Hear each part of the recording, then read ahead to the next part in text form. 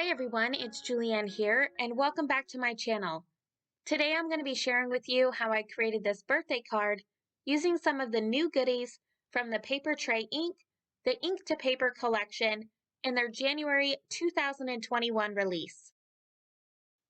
So to start off my card for today, I'm going to start out by creating my background, and for that I have used the Ornate background cover plate in order to emboss some plum cardstock.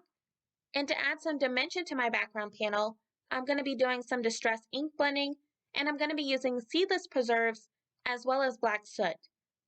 So here I've just pulled out my waffle flower media mat, and I'm going to start off my ink blending, the Seedless preserves, and I'm going to be adding that color around the edges of my embossed panel, fading that color in towards the center of my panel.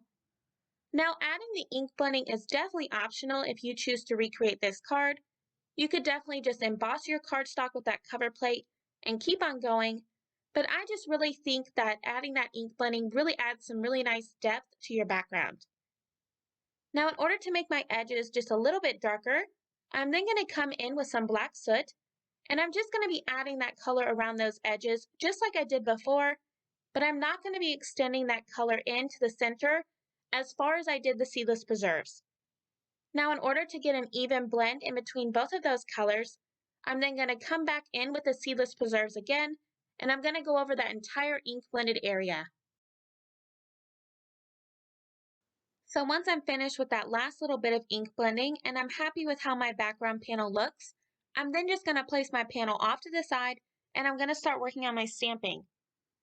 So here I've already taken the dies for the brand new Sprigs Sprays stamp set, and I've die cut those pieces a couple of times, and I've placed the negative die cut piece back inside of my MISTI, and I've put some washi tape on the back of it, so that way I can place those die cuts back inside of that negative die cut piece in order to keep them in place as I do my stamping. This is going to make it so much easier for me when it comes to stamping, because all I have to do is position my stamps once, and then I can stamp them multiple times just by replacing the die cut pieces. So once I get some of those die cut pieces placed inside of that negative area, I'm then going to start off stamping a bunch of the different images that are all included in the Sprigs and Sprays stamp set, and I'm going to be stamping each of those using a variety of Pinkfresh Studio inks. Now if you are interested in any of the colors I did use, I will have those all listed down below in the description box. And I'm just going to continue to stamp until I've stamped all of the die cut pieces that I've already cut out, and then I'm going to move on with the rest of my card.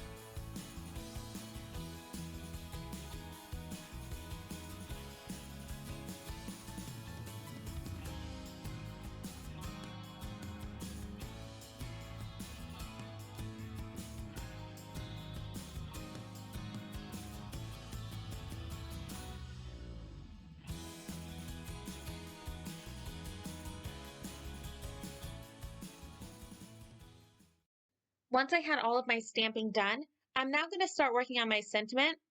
And for that, I'm going to be using the new Cake Please Stamp and Die set in order to stamp the sentiment Happy Birthday.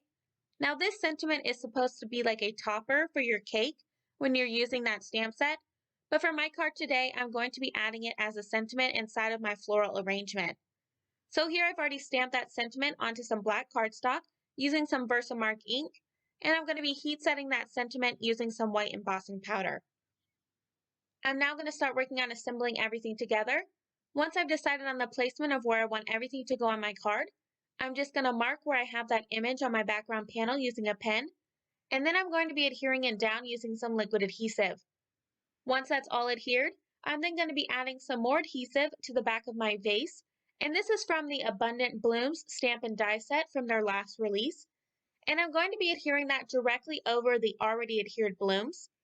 Once that's already adhered, I'm then going to be adding some more of that adhesive behind my sentiment, and then I'm going to place that inside of my floral arrangement. Finally, to finish off this card for today, I'm going to be scattering a few black opal confetti mix pieces throughout my card. And once I have each one of those adhered, that's going to complete this birthday card using some new goodies from the Paper Tray Ink, the Ink to Paper collection.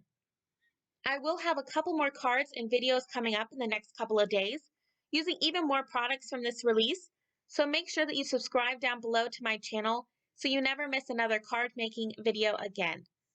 If you're interested in any of the supplies I used today, check out the description box below and I will have everything listed and linked down below. And as always, I hope you have a wonderful day. I'll see you next time and happy crafting!